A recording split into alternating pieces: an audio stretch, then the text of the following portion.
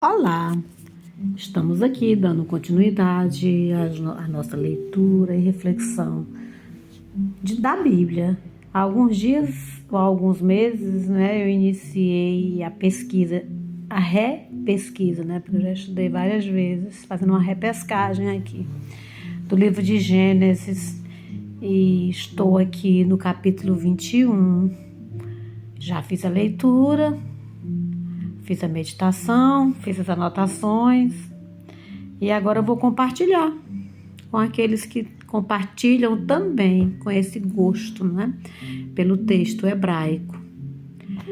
Hebraico não, no caso aqui, o texto hebraico realmente, tá certo. Vamos ao resumo do capítulo 21. O capítulo 21, nós temos os primeiros versículos de 1 ao versículo 7. Esses versículos vão tratar do nascimento de Isaac. Eles vão mostrar que Deus cumpre sua promessa. Isso porque Sara, ela dá à luz a Isaac, mesmo sendo uma idosa. Esse é um dos maiores milagres da Bíblia. Sabe por quê? Porque Sara, ela tinha 90 anos de idade, não sequer menstruava mais. E Abraão já tinha 100 anos. Então Jeová fez esses dois serem fecundos, milagrosamente. Isaac significa riso, porque tanto Abraão quanto Sara haviam rido quando souberam que iam ter um filho. Nessa idade que eles estavam, eles acharam interessante, engraçado. Aí, por incrível que pareça, foi esse o nome que o anjo disse que eles tinham que dar para esse menino. Mas agora, realmente, tinha um riso muito grande nos seus rostos. E esse riso era de alegria e era de gratidão, era de felicidade, porque estavam trazendo ao mundo um descendente, sua prole. Como disse, lá em Gênesis 21:6, Deus me deu motivo de riso. Todos os que ouvirem isso rirão comigo. Esse trecho nos ensina que Jeová cumpre o que ele promete, mesmo quando aos nossos olhos parece impossível. E um outro ponto que eu vou destacar aqui é do versículo, a rejeição de Israel, nos versículos 8 a 21 do capítulo 21. Quando Isaac é desmamado, há uma grande celebração. Mas Sara vê Ismael, o filho de Agar, de longe, zombando, debochando de Isaac naquela situação.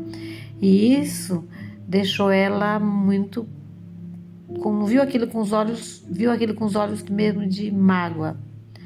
Então ela vai até Abraão e pede que Abraão expulse tanto Agar como o filho dela.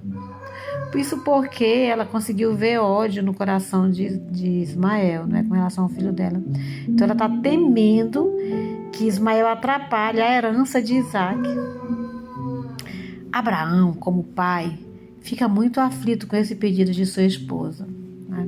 É tão tal que ele fica pensativo, mas é aí, será que agora Jeová iria observar essa situação?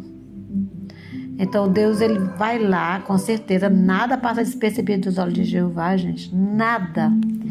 Ele está observando aquele drama, então ele orienta Abraão para que ele atenda, escute Sara, pois a descendência que Jeová havia prometido viria por meio de Isaac.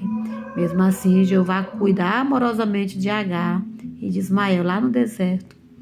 Quando a água acaba e Agar teme pela vida do filho, Deus ouve o choro do menino, envia um anjo com conforto e solução.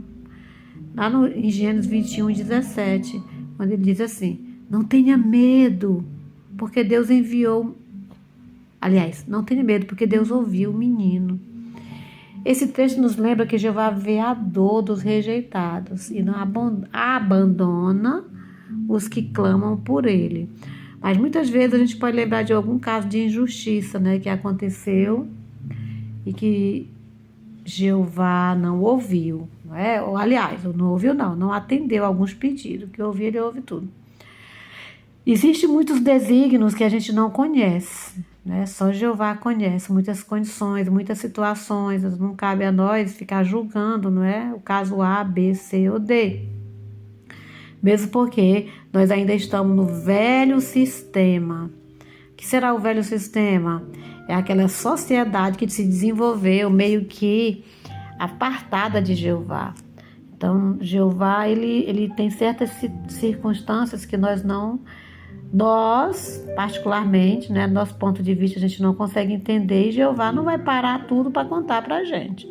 A palavra de Jeová, ela é um livro de alerta, de orientação, de instrução, para a gente ver com os olhos de Jeová as situações, ter a mente dele.